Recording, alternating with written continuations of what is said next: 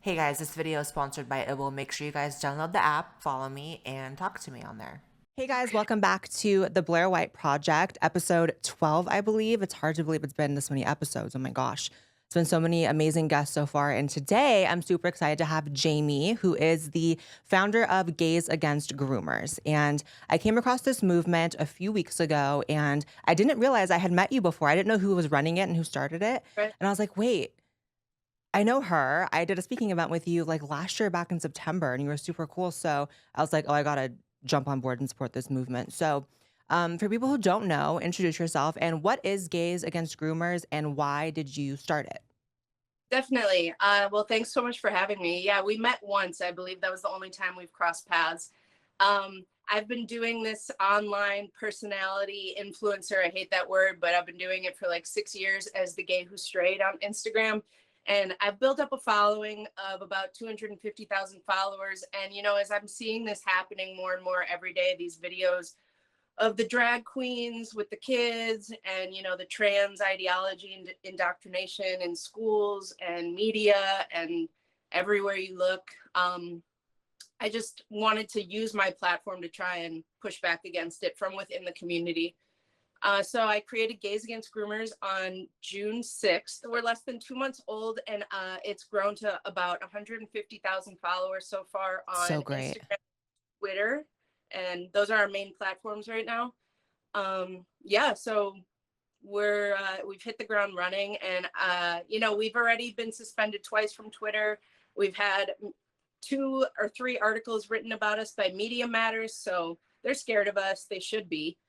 And yeah, we're hoping to really make change Yeah, with. I think what's so crazy is that even just a few years ago, I would never imagine like that this conversation would even be happening, that there were, forces, in my opinion, and you can tell me how you feel about this. I believe that the LGBT community for so long has been sort of conditioned to always double down, right? And that's been a survival mechanism because throughout the decades and throughout time, there have been legitimate grievances for our community, legitimate violence, acted against us and real problems that we needed to fix, right? And so the only way to kind of get through those, we always kind of had to double down. Like, we're not giving you an inch, our community, to the outside world because they won't give us a centimeter type of thing. But Right. now I feel like we've reached this sort of peak where gay marriage is legal. I can't think of any rights that trans people don't have. And it's becoming, in some ways, this infighting within the community, which is very like gross. Not to say I don't sometimes partake in it. I think we all do. But and then also like I think that there are people with very nefarious intentions latching onto the community and observing, the fact that we double down so much and saying, well, we can use this energy to sort of enact what we want. And that's how you get these people latching on. And, I think that the fact that there is a movement within the community is amazing because when you look at the outside, like the straight or the, cis het, stupid words, community, Yeah. I don't think they can speak against it with the effectiveness that we can from within. And that's what I've always Exactly. said. Yeah. Yeah. Exactly. That's one of the main reasons that I wanted to create the group is because, I see we've all been speaking out against it individually for as long as we've been seeing it happen. That's just all, everybody within Gays Against Groomers themselves and just all over the place, all the people within the LGBT community that are against it have been speaking out, but we never had a unified front to really put our voices behind. And, you see that straight people and parents, they talk out about it. And thank God they are, but they're instantly written off as hateful and bigoted many times. So they're shut down right away. And their voices won't get as far as I think ours will because they're going to have a much harder time doing that to us. They've tried. They call us transphobic. They call us homophobic. I don't really understand how they can make that connection, but they try. Yeah. But I I'm think, not sure how a trans person can be transphobic or yeah, are you a lesbian? Or are you bisexual? What's I'm, your, okay. Yeah. How can a lesbian be homophobic? I mean, It's yeah, it's ridiculous, needless to say. But who are the people that are within the movement? I know Ariel Scarcella is part of it. Ariel, Mike Carlo. We have Conservative Ant. Oh gosh, there's a lot. Matt Ray, Buck Angel, um, he goes by Grand 11. We have like 30 people in this group chat that we're all talking constantly and creating content. And yeah, it's growing every day. I mean, it started with like 8 of us, I think. And I've just been asking people like, I know you align with this. You want to put your voice behind it too. So, what would you say are the main goals of the movement? Because obviously, you guys are against the sort of predatory behavior that's coming in to the community, but what are the sort of like ground level, like, this is what we have to do to put a stop to it? Yeah, for sure. So our mission, we say, is twofold. Like, it's obviously to protect children, and we have a lot of plans to do that. And it's also to reclaim our name and community from these radicals who have completely infiltrated it and destroyed it. So yeah, for plans of action, we plan to make chapters in every state in the country, as well as many Western nations around the world. We've had submissions, people submitting to be chapter leaders in 24 states so far, and in Canada, the UK, and Australia. We want to endorse candidates, especially running for school board. That's great. We want to protest. We just want to show up and have our presence at any event with drag queens and kids. School board meetings we want to get involved in. And between all of that, and we're also going to have we want to have rallies and marches across the country, maybe even overseas. So yeah, we have a lot of plans to actually try and end it, as well as just growing in size so big that we become a global movement and can't be ignored. And to show that, our second part of our second goal, to reclaim our community, is really important to us too, because right now, anybody, your regular citizen, just see, when they look at the gay community or the LGBT community, all they see coming out of it lately is just this onslaught attack towards children. Yeah. And yeah, they're associating us with all of that. They think that this is something that everybody that's gay or trans supports and wants. But that couldn't be further from the truth. And the vast majority of us are actually extremely against it, if not so more against it than your average person, just because we are being associated as them and with them, and equated as the same. I find that, and let me know if you have the same opinion or a different one on this, but I find that when you have other people within, because obviously you guys are getting, and I relate to this, a lot of backlash from other people in the community, other trans people, other gay people, whatever. Yep. And I always find that so fascinating. And what I'm realizing sort of the longer I do what I do is that most people within the community don't actually know what's going on. So they want to just be seen as good people. They want to be seen as accepting and tolerant and loving. And so you have like the average gay person who their knowledge of trans people, they assume it's something very similar. And they think, yes, I knew I was gay when I was 10. So a trans person can know they're trans when they're 10. Right. And medicalization, sure, it should be okay. Doctors say it's okay. They don't know the actual facts. When you actually sit them down and tell them, actually it means that the child is sterilized for life, actually means their body parts will be missing. And actually there's a high turnover rate for like these kids who are regretting it. That's when they come around. So I think it's about educating people within the community as well, because I think, like I said earlier, we're just so trained to like always defend the community that we have this blind spot, not you or I, but the community as a whole has this blind spot of like defending things that really are indefensible. So it's like about just educating them. What do you think about that? Yeah, I think that that's a huge part of it.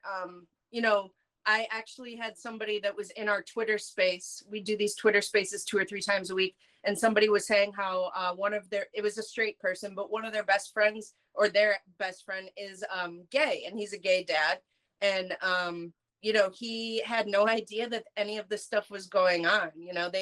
People just, people don't really know, not everybody is tuned in like we are and just hyper focused on this stuff. A lot of people are just living their lives and they don't understand what is being done within the community now. So yeah, I mean, I think it's pretty easy to break down. You just show them, and instantly, of course, they're going to be shocked and want to push back against it. Like, they're going to oppose it. That's why, I always say that the people that are actually doing this within our community and pushing this agenda on kids, I believe that they're a very small minority within our community, but they're so loud because they have the backing of woke media and corporations And even the government now with Rachel Levine coming out and saying that, gender affirming care for kids is life-saving, when the opposite is true. And Joe Biden himself. And now you have the FDA coming out and saying, well, actually, these medications can cause Right. brain swelling, can cause vision loss in children. So it's like, I don't understand why there's never any correction. Like, Joe Never. Biden should be feeling like such a moron. I mean, I don't know what he's feeling, if he's feeling anything, to be honest. But, I don't know how you come, and support these things in public, and then more information comes out. There's already damning information. But let's break it down Right. to like the few things that we both know are the biggest threat. Let's break it down. Let's start with drag queens and kids. Drag queen story hour, drag queen performances for kids. This is something that I started documenting a few years ago, and it was something that it was like here and there. It was like there'd be some weird drag event and there'd be kids, and everyone's like, "Oh, why are there kids? This is not appropriate." And now it's this huge explosion where you have all these like pathetic, like white liberal mothers who have nothing going on in their lives, frankly, in my opinion, who think that they're raising such like enlightened, accepting, like intelligent children by taking them to these performances that are so blatantly overly sexual and inappropriate, age inappropriate. What do you think is the problem with drag and kids? Because the argument from people who are going to oppose us is that drag is not sexual, drag is not stripping, drag is not inappropriate. What do you think? Well, I think there's a lot of different ways to look at it. I think overall, drag has always been adult entertainment. There has always been any drag show you go to, it is sexual. They are dressed very in very minimal clothing. They're they hyper. I get what you mean. They like hyper sexualize the physique of a woman and the look of a woman. First of all, it's cosplaying, right? It's like these men dressed up in costume as a woman, which I think is confusing for children, just point blank, without it being sexual. Kids are going to learn that this exists, that there are trans people, that there are gay people. We live in a time now where the media is saturated with those people, and even kids' movies now and Disney. They can't avoid it, but I don't think it needs to be shoved down their throats in person. Like, just let them learn about it naturally and who they are naturally. So yeah, I think that drag has always been an adult form of entertainment.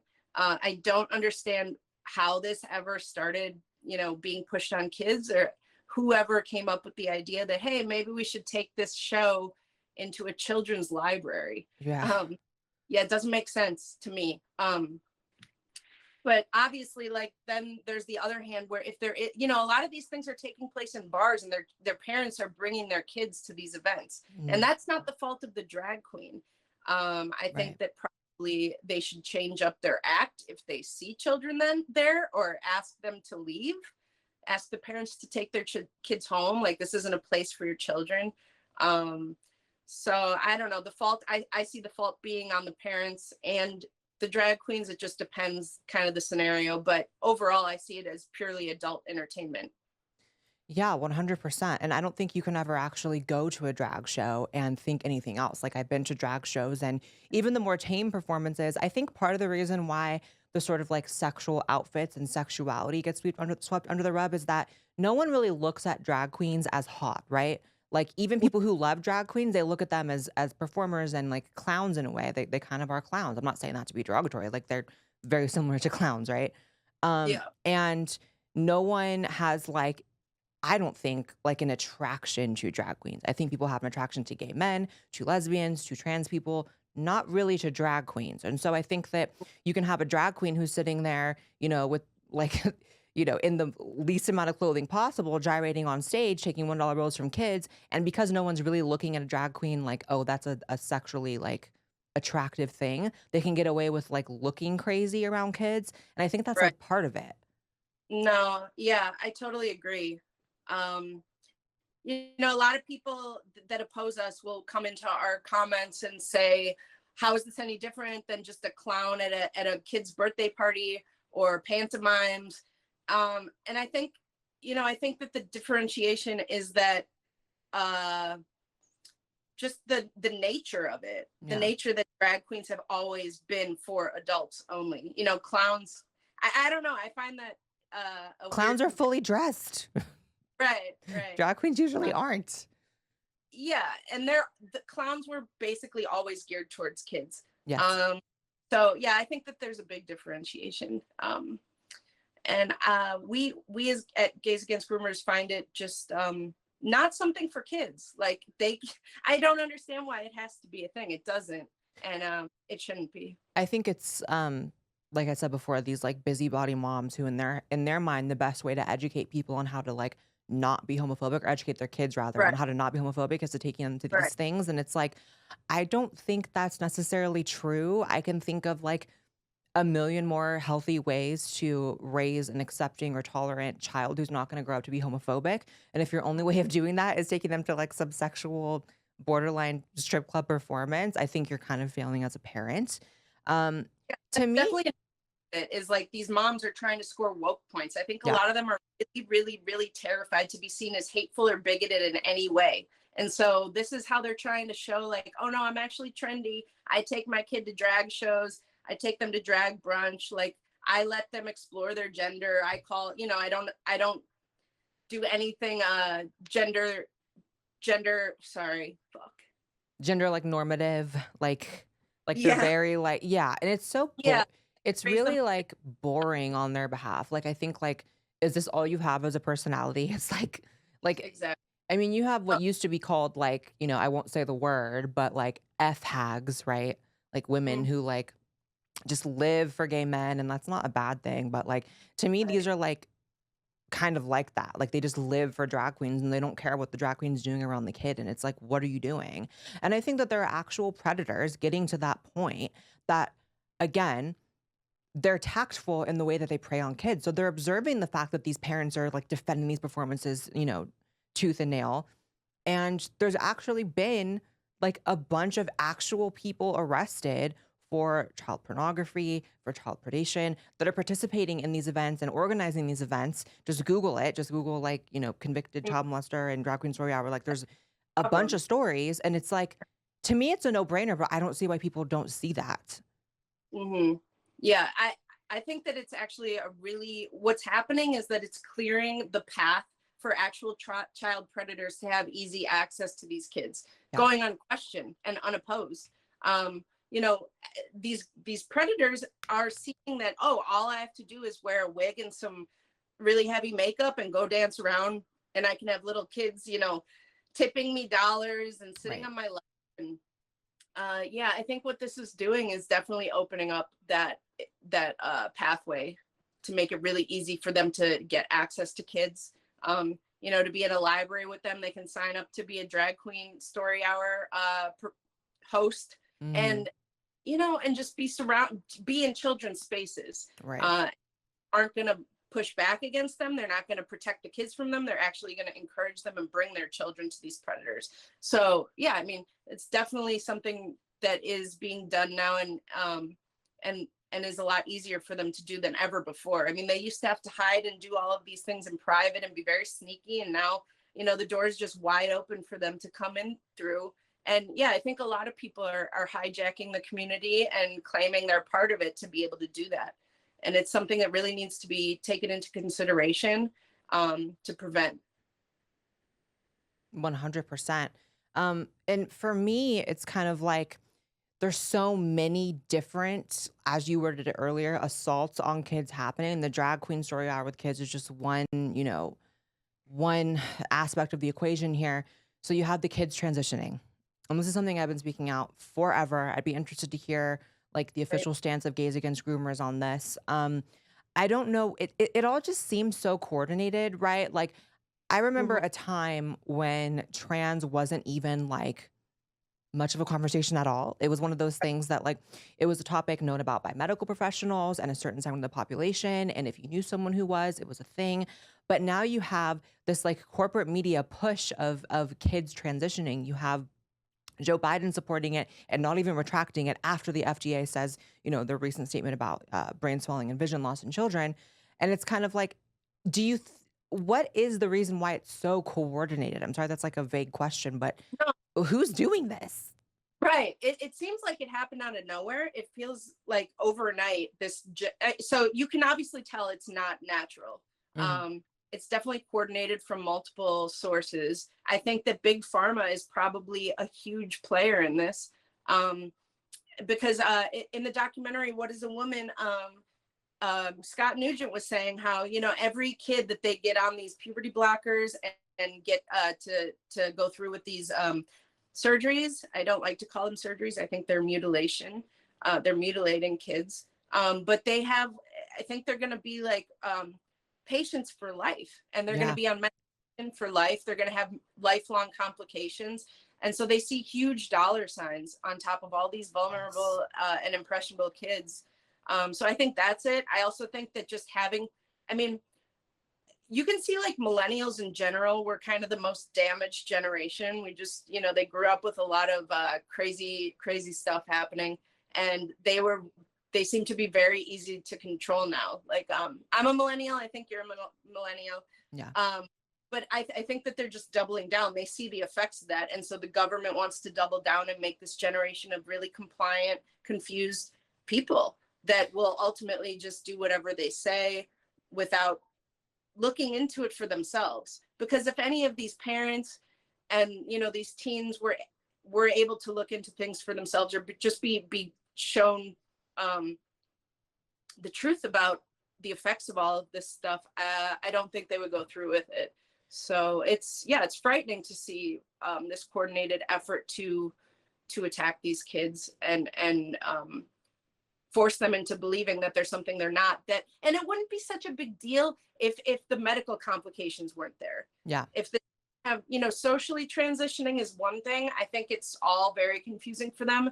Childhood and adolescence is already extremely confusing for anybody going through it. And to add on to it is just, I mean, the depression and anxiety skyrockets as a result.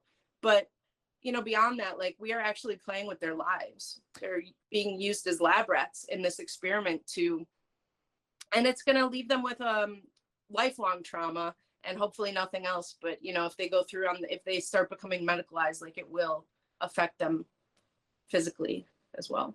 That's what I always say. I love what you said about how adolescence and, you know, the puberty, you know, age is difficult for everyone, trans or not.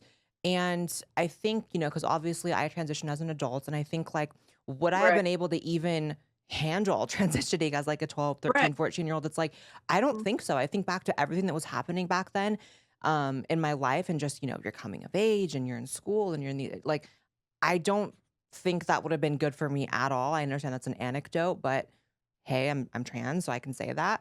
I think that when it comes to the big pharma aspect of this, I think that is so understated by so many people, and it's not talked about enough. I feel like people do need to know that you are a lifelong medical patient when you are trans. Unless you detransition, and even then, most of them still are on some sort of medication. I did an interview on the show. Many people remember with a detransitioner who goes by the online name Shapeshifter, and he's on medication for the rest of his life because of the mistake that he made. That was an interview, by the way. Thank you so much. And, you know, when I think back just throughout the last few decades, the medicalization of children has actually been something that's been ramping up, even aside from the trans stuff.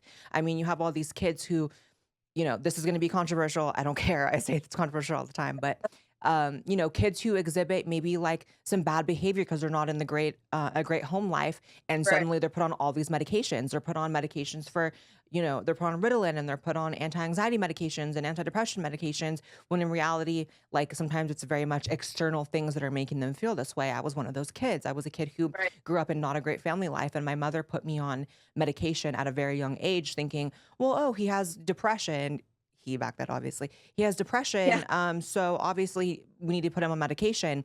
And I'm this like 8-year-old little boy, and it's like, maybe my family should have gotten their stuff together and provided a better home life for me. I wouldn't have been depressed about all the turmoil and, you know, stuff going on in my household. So the medicalization of children is something that's been ramping up, but this is even more permanent. So it's like, I was put on, you know, depression medication at 8, but once I got a little older and I was like, screw that, I'm not taking that ever again. But like these kids that are, you know, on puberty blockers and hormones at a young age, they're always on them. Yeah, you can bounce back from antidepressants. You know, it might take a while for your body to normalize and regulate itself again. But yeah, I mean, the Lupron is one of the most used puberty blockers, and it's known to be, I mean, it's been used, I think it's still used to chemically castrate sex offenders. Mm-hmm. The fact that we're putting, you know, and also so many women have commented on our posts when we talked about Lupron, saying that they've been on it for endometriosis and it has completely ravaged their bodies. Like, Wow. And they've been off it and they're still having these complications years down the road. And to think that this is being put into children's bodies that are still forming, their brains are still forming, their bones are still forming. It's notorious. Shapeshifter, I think, was talking about how he has osteoporosis, Mm-hmm. right? After being on these medications. Right. As an adult, As an even adult, yeah. not super young. Like, there was this documentary on HBO a few years ago called Transhood, I believe it is. Oh my God, that one was so insane. Yeah. And like, they're showing this little girl that is, you know, his mom's, it's a lesbian couple, not representative of all lesbian couples, but yeah, they were putting him on Lupron and he was 12, I think. Sorry. Looks like a little boy, really does, but it's a girl. You know, I'm sorry. I call people by the pronouns that they look like, you know, so, and well, that's how it works. Yeah, and I totally respect that, especially as an adult. Like, do whatever you want. But yeah, I mean, I think that very soon, you know, the detrans movement is really growing right now. You hear more and more every single day, and their courage to come out as detrans and be vocal about it is inspiring others. But I can't even imagine what it's going to be like in 5-10 years when these kids have grown up a bit more. And I think that they're going to tell everybody the same thing that we're telling them from Gays Against Groomers, that this is child abuse and that it is a horrific medical experiment, really, is what they're doing. And these kids, you know, they're being told it's healthcare, it's gender. They always manipulate language very well. It's That's like the number one tool of leftists. If they have to defend, they use language the same way they're redefining the word recession right now on Wikipedia because they can't handle the fact that they put us in a recession. This is what they do. Sorry, I keep going.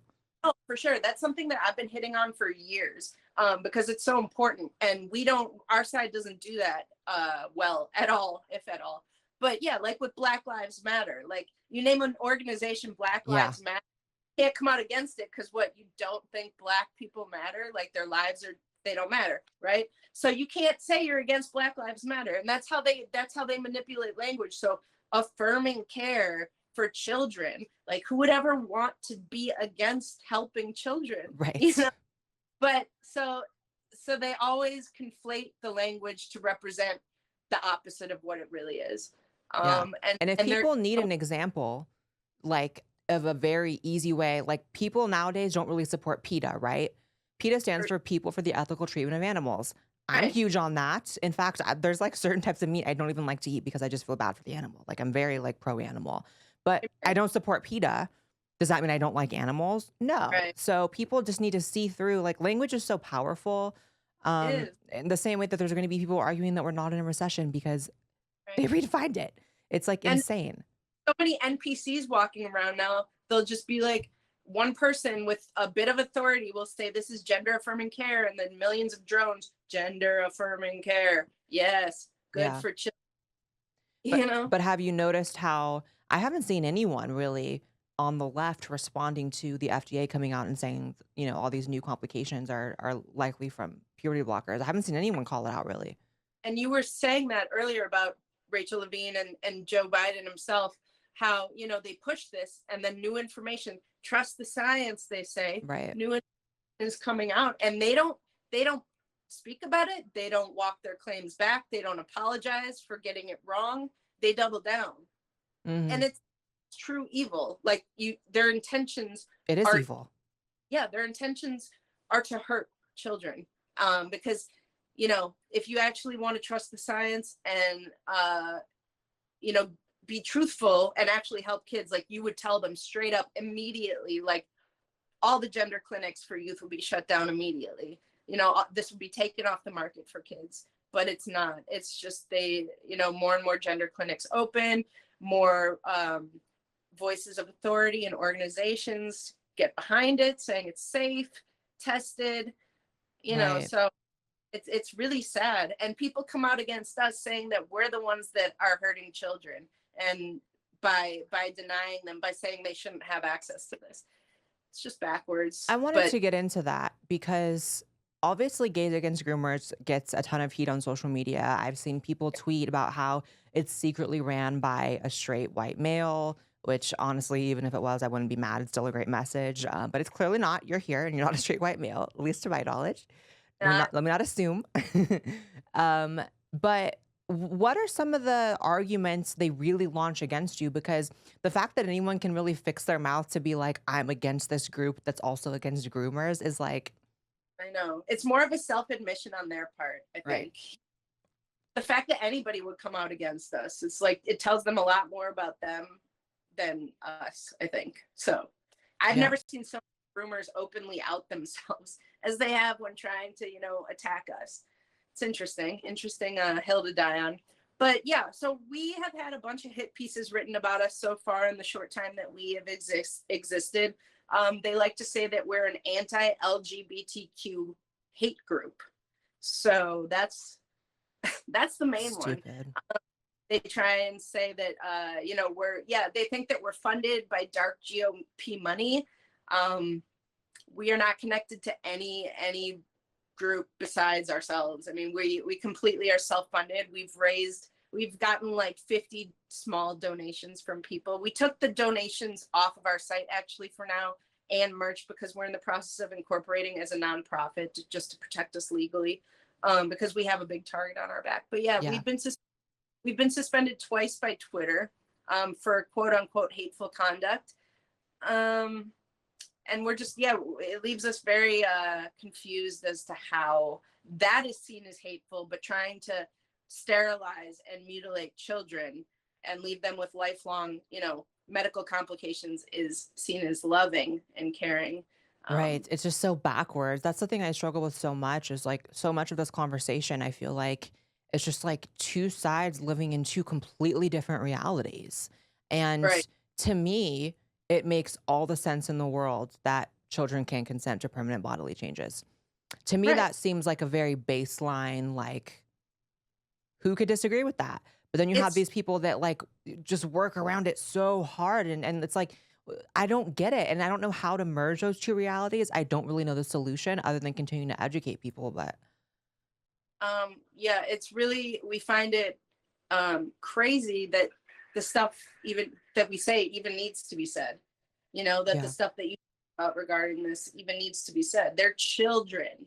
Like they can't even smoke cigarettes till they're 18. They can't get, there's all these regulations and laws to protect children from doing stupid things, right. But don't know what they're doing. Right now in schools, you have teachers, trying to teach kids about pronouns before they even know what their favorite color is. Right. And their imaginations are incredibly vivid.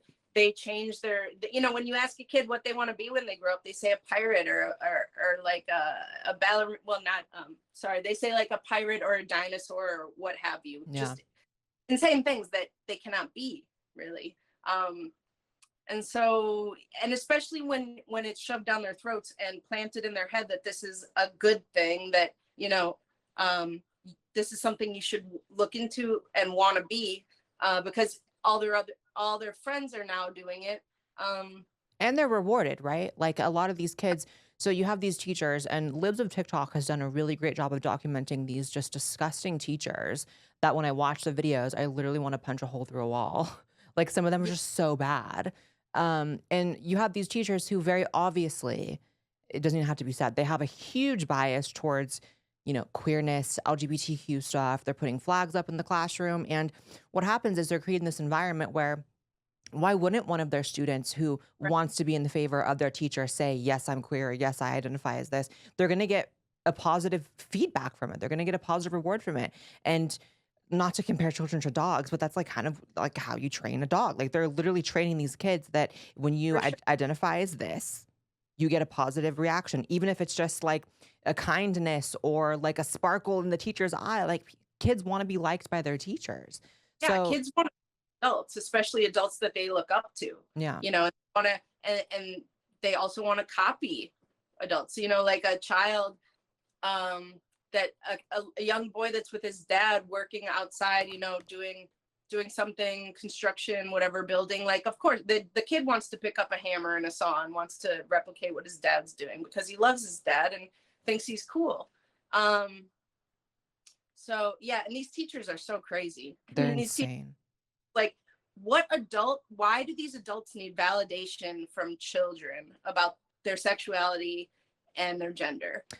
Well, this is something I believe for a long time. This is another one of those, statements I'm going to make that people are probably going to misconstrue and be mad at me for. But, and this is not all teachers, but something I've noticed even when I was like younger, like as a kid, I would notice like a lot of these teachers in middle school and high school seem like mentally stunted to some degree, in the sense that a lot of them, like, the reason they chose to work in a school, not all of them, but some of them, is because they never kind of left that like school mindset. Like a lot of them are kind of childlike in their behavior and their outlook on life. And you would see them like have like friendships with the kids and get involved in the kids' drama in high school and stuff. And it's like a lot of these teachers never really left the high school mentality, especially like I come from a really small town, and a lot of the teachers there like never left the hometown. And it's like they went to that school and then they got old enough and just became a teacher at the school. And they never left the like culture of being in school. A lot of them are just kind of childlike.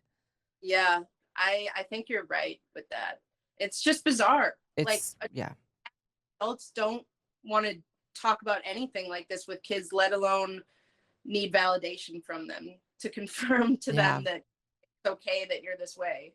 I don't know. The whole thing is just unnecessary. It just adds to the confusion that kids are already dealing with every single day. And it's just scary. Like, I don't have kids and I'm scared. I mean, part of me wants to have kids and part of me is just like, this is insane. I'm so scared for them. But I feel you.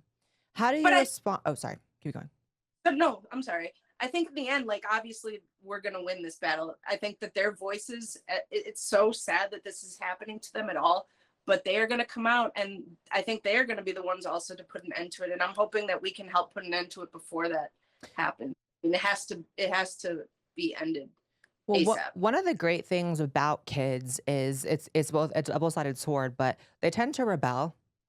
And I think that like having all this stuff forced down their throat with like such an intensity, I can only imagine that as I get older, they're gonna be like, wow, like for lack of like not putting it in the most eloquent terms, it's gonna be kind of like, fuck that gay shit. Like this is too much. Like I feel like it's gonna be the opposite, right? But then you have the problem because humans are just can never get it right. I feel like it's going to be a pendulum effect where like the next generation becomes actually homophobic. And it's like, well, maybe if you just raise these kids to understand there are people different than them and you're not to love them or hate them simply by virtue of being different, then everything's going to work out. But of course, we can never go that way.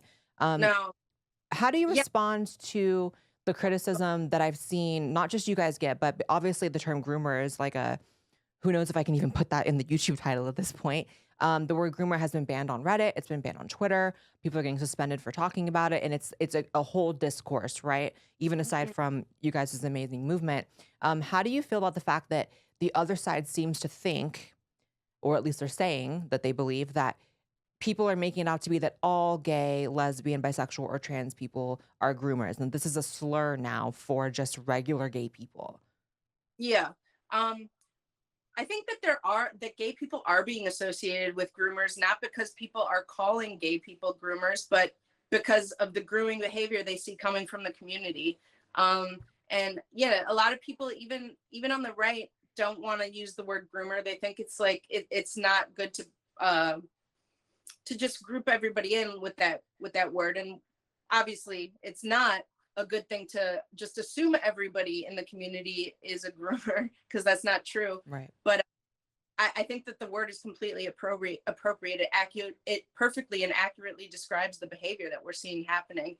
So I and Gays Against Groomers are against that word being labeled and banned as an anti-LGBTQ slur. None of us have ever been called groomers. I'm sure you've never been called a groomer. So I think if people want to stop being called groomers, they should probably stop grooming children. We see it as a really fix. It's not that complicated. We don't have that problem. And I think that by them labeling it, the word groomer as an anti-LGBTQ slur, it only reinforces the idea. Like it only paints us more as that. And I think it's a negative effect. And yeah, it shouldn't be banned at all. Obviously, I don't think anything should be banned because I'm basically a free speech radicalist. But yeah, I think it's having the opposite effect. And I think they know that. They just don't care. They're just trying to, they don't care about any minority group. They're just trying to push their agenda. So Yeah. they're our community, they're latching onto our community and using us kind of as a prop to do so. And we never consented to that. Nobody asked us how we felt about that. So we really resent it, and we want to make it very known before we all are truly associated with these radicals in our community and that speak on behalf of us. We want to make it very clear that the vast majority of gay people and everybody in the LGBT community are actually disgusted by this too. And we don't want anything to do with them. To me, it seems like the simplest thing in the world to condemn this sort of behavior. To me, it's not like such a stretch. It's not such a headache. Like, it's the simplest thing. Like, oh yeah, that's wrong. That's messed up. And for some reason, it's like, it's just so impossible for, a lot of people in the community.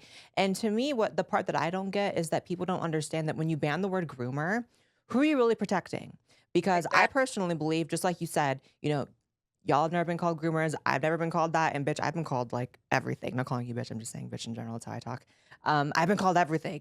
So if you're getting called a groomer, there might be an issue with your behavior. There might be an issue with what you're supporting and or doing. Like, I feel you are what you answer to. Like, and if it doesn't apply, then it doesn't apply.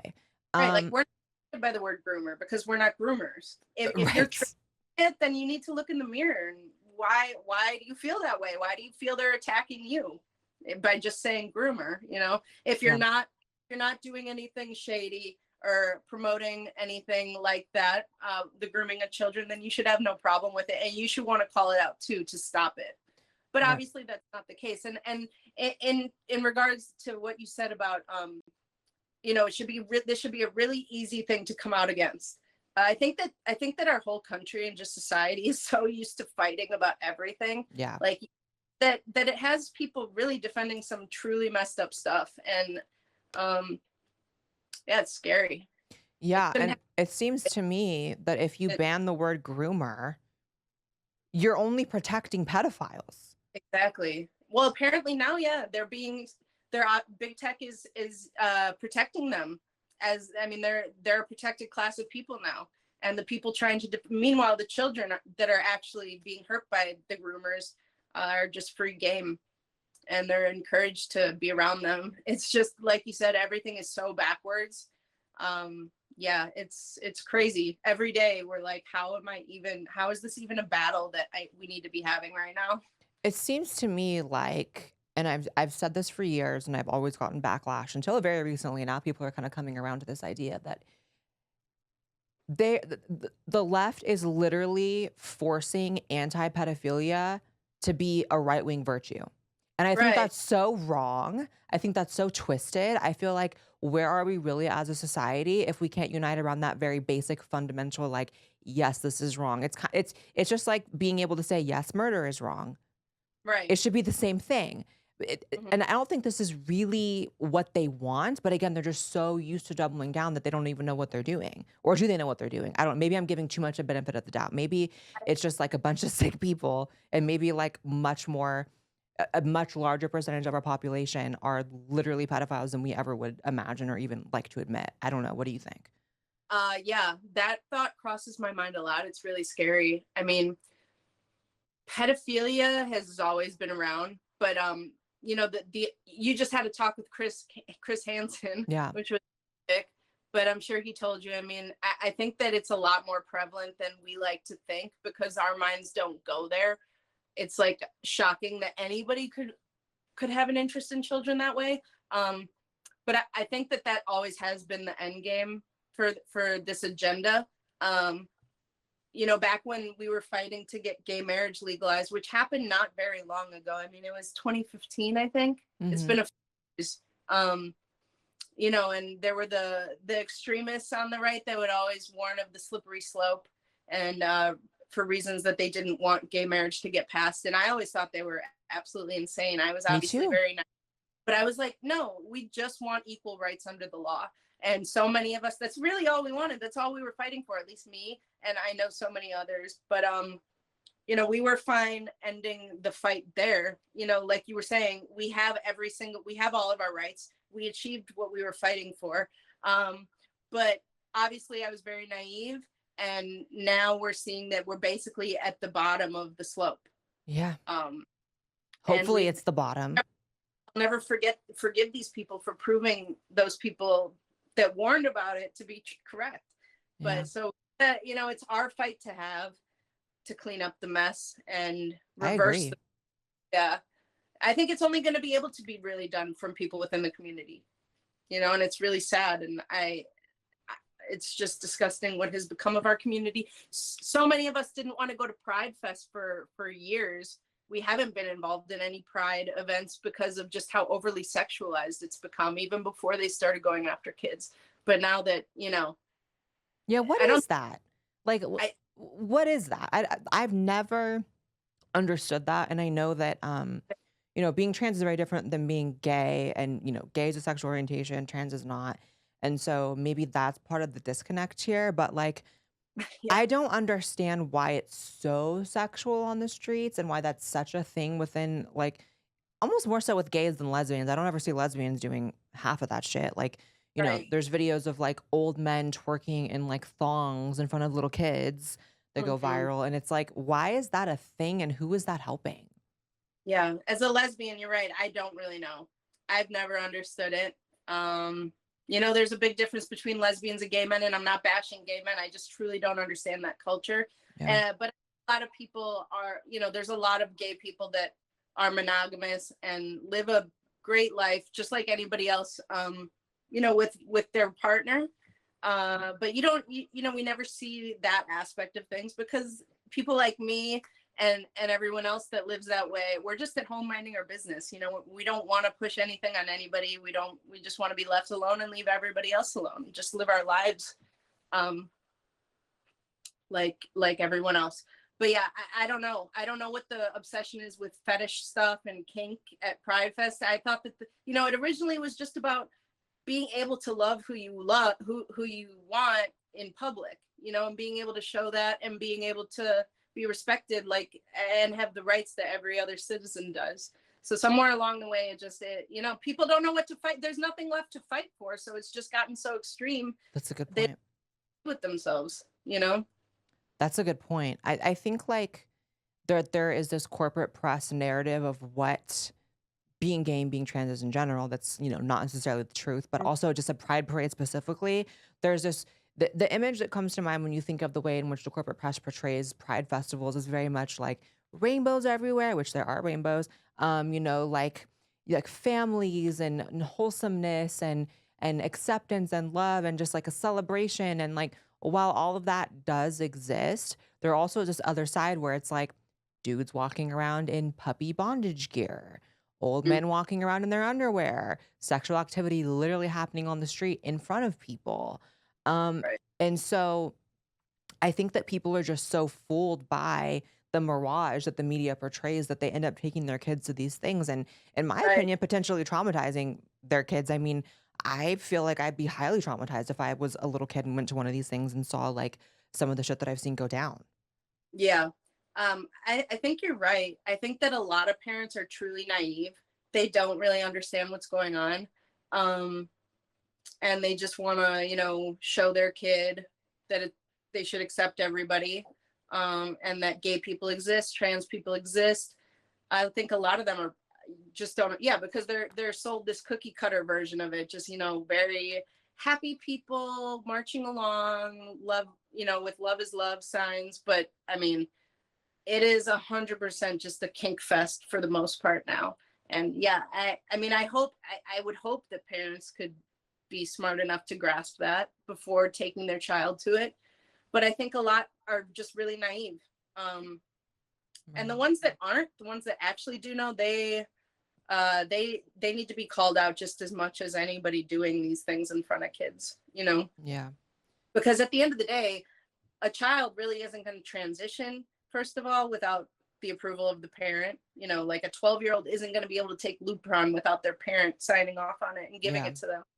A child isn't gonna, there was this Libs of TikTok just shared this video of a drag queen performing for children, opening their crotch in front of all the children, and you barely see an adult in the crowd. These Oh, I saw children, that. Ugh.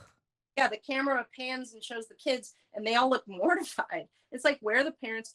Why, the parents, they can't drive. These kids cannot drive. How did they get there? Yeah, I mean, the responsibility, I think, ultimately falls on them as well. Yeah. And we tweet a lot from the Gays Against Groomers account saying, like, parents, this doesn't make you hip. This doesn't make you with the times. This doesn't make you woke. Like, this is abusive.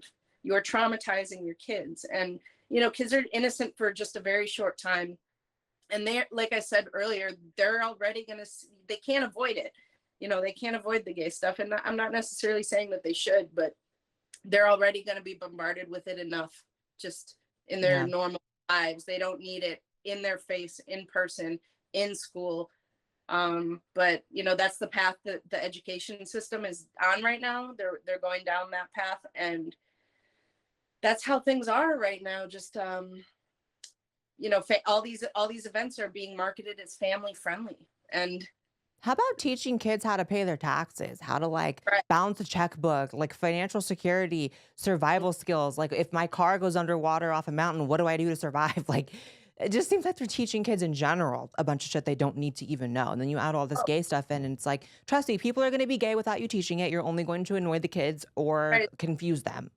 Long time. We've all figured it out just fine, and it wasn't in school. Like, when I was growing up, there was nothing on TV. There was nothing in school. I didn't know I was gay until I was 20. I realized it at 20, and that's fine. Like, I wish I would have known just a little earlier. So I would have saved some time, and not dated these guys that whatever. But I was happy to find out at my own pace. That was totally fine. Yeah. How about letting these kids' lives unfold the way they're naturally going to unfold, rather than trying to force something. But this goes Right. back to the fact that this is, people can say I'm being hyperbolic, whatever. It is straight out of the communist playbook, that the idea that the state owns your kids. You don't own your kids. We teach your kids what we want them to teach you. This is why I fully believe in homeschool. I fully believe in, I'm a little radical on public schools, actually. I wouldn't mind if public schools were completely abolished. I mean, what are they good for? They're completely useless. They do more harm than good. I actually fully agree with that. So during high school, I was on this program called Independent Study, where basically I met with a teacher once a week, and I learned 20 times more just being able to work at my own pace with a teacher than I did in a school environment where, there are benefits like socialization and things like that. So I'm not saying isolation is right for every kid, but I was able to actually learn. Whereas in school, honestly, there's this quote, I think my best friend Michael Malice, this is his quote, but he might have took it from somewhere else. He says that public schools are often the only place that any human being is going to experience physical violence, and that's the truth. A lot of these schools have huge problems with bullying, huge problems with, physical assaults happening. You have, guards now and metal detectors, and I don't know. I just feel like homeschooling needs to be thought of a lot more often, and the stigma should definitely be, talked about more. How there's a stigma that if you're homeschooled, you're some kind of freak or you're abnormal, you're not going to come out right. And honestly, the way I see society, it's like coming out of these public school indoctrination camps are really the thing that's making people messed up. Oh, for sure. I think that perception is changing more and more all the time. I think people are embracing the trad life more and more. And these schools are really going to be their own worst enemy. The education system, the more they keep going down this path and not teaching kids anything useful, confusing them, doing more harm than good. I mean, I think that it's the percentage of people that are choosing to homeschool is skyrocketing, almost as the percentage of kids that now identify as trans. It's Right. way up, Right. What do you think about the fact that some people within the community support the idea of separating the T from the LGB, and that's a big debate within the community? I'm not quite sure where I stand on it. What I will say is that trans is so much different than the LGB aspect that it's not like I can't completely understand why people would want to separate the two. The part of me that says maybe we shouldn't is that traditionally and historically always was the LGBT. So why, separate it? For me, in my head, I see the Q as more of a problem. But I empathize with both sides of the argument, and half the time I go back and forth like, yeah, the T should be separate because it is so different. But what do you think as an I L? Yeah, I feel the same as you. Like there are so many times where I think like there is literally no similarity between L, G, and B and the T. Yeah. The LGBT love, the T is who you are. In no other way, in no other scenario would those two things be combined, I don't think. Um, but at the same time, like historically, we have always, that's kind of how it's been. We've always been a group fighting for equality together. Hmm. I mean, trans people didn't have to fight for marriage equality, but the fight was always there just for rights and to be seen as, equals in society. So I don't know. I personally, I understand the movement to want to remove the T. But I always feel bad about that because like I know so many trans people personally that feel the same way as we do, and like Hmm. I feel bad for the trans community, the people like you and Buck and Matt and everybody else that aligns with this. Uh, you guys are getting a really bad rap too right now. You're being associated with this stuff as well and losing support. And I think it's really important that, it's really important that our voices are here to speak out against it and show that not all of us are this way. And the mass majority of us are against it. But overall, I don't know. I don't see the need to separate right now. Maybe after, I think the most important thing is to just focus on what's happening to kids. And once we're Yeah. past that, I don't know, maybe it's something we can discuss further. Yeah. I think for me, I don't often feel this way in politics, because I think this is sometimes not true, most of the time not true. I think that this, fight against the predatory behavior in the community and the trans kids and all this, I think that it kind of is to an extent a numbers game in the sense of we just need to get at least half of our community speaking out against this. I think that once we get to the halfway point, it's like no one can really paint the community as believing these things because if it's split down the middle, you can't really say that. And I think that's when the change is actually going to come, and we're going to actually have a dynamic conversation about where to go from here. So, Hmm. what do you think we can do to get to that halfway mark? If you even think that that's like an important part, but I think it is. I think that once people don't see people in the community that are against all this stuff as fringe, Hmm. they're not really going to have an argument that the community is supposed to be for it, and the groupthink is going to shut down. Because I remember a time when I first started my YouTube, there was no gays against groomers, there was no, Buck Angel wasn't speaking out, there were no other people really, Yeah. and I always wished there was, and it was so frustrating. And now it's like so exciting to see you guys and Buck and even Caitlyn Jenner on Fox News. Sometimes she's a mess, but it's like at least she's out there. Um, Yeah. like, do you think it's a numbers game, or what do you think the strategy here is? Okay, personally, I think that we are the majority. I think that it's a fringe part that is pushing this, that wants this, and that thinks this is okay. But I think that they're just so loud. They're all you see coming out of it is because people are exposing it, but also because it's being pushed by all these other institutions.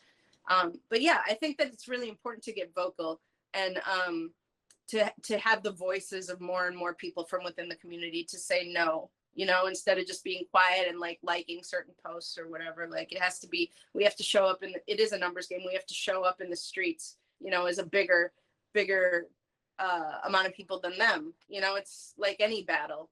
Yeah. It is. Uh, and yeah, that's why it's so important, I think, for us to have Gays Against Groomers now to band behind and to have chapters all over the country and the world.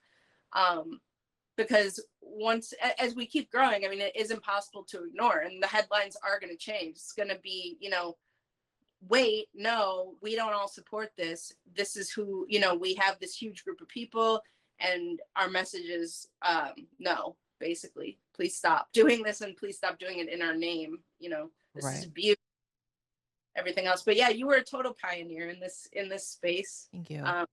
It's just sad, and it's hard to believe that now it's, we're fighting for kids here. It's crazy that it's gotten to this, and I feel like it happened almost overnight, the pylon, really, but it Yeah. has been for a long time. Yeah. So Mhm. let's wrap this up with this because I want as many people watching this as possible to go support you guys, to go follow you guys, to be a part of, I'm sure you guys are going to be setting up like, real life events eventually. I think that would be amazing. How can people support you? Where can they find you? And what can they do to help you like balance out the amount of censorship you guys are getting? Because you guys are getting censored as well. Yeah, we are. No, I really appreciate you wanting to help us out and keep the momentum going. We're brand new, but I think it shows how effective that and how needed our voices were in this fight. So yeah, if anybody's interested in following along and supporting us, you can go to gaysagainstgroomers.com. All of our social links, you'll see there. It's the first thing you'll see on the site. We took down our donation stuff right now. It's coming back soon, and merch is coming back soon. We just need to make sure that we're protected legally. We want to set ourselves up as a nonprofit because we have a huge bullseye on our back. People are, there's a lot of these leftist lawyers, these crazy activist lawyers that are just, chomping at the bit to Right. destroy a community like ours. But yeah, right now, just follow us and spread the word. That's all that we ask right now. Help people find us, help gay people in your life and trans people in your life find our community, because as Blaire was saying, it's so important to grow right now. That's the most important thing, is to grow in numbers. Right. Well, thank you Mhm. so much for coming on, Jaimee. It was an honor. I believe in what you're doing over there with Gays Against Groomers, and we'll have another one of these talks again. This was great. Yeah, thank you for having me. Truly, truly an honor. Thanks, Blaire. Thanks. Talk soon.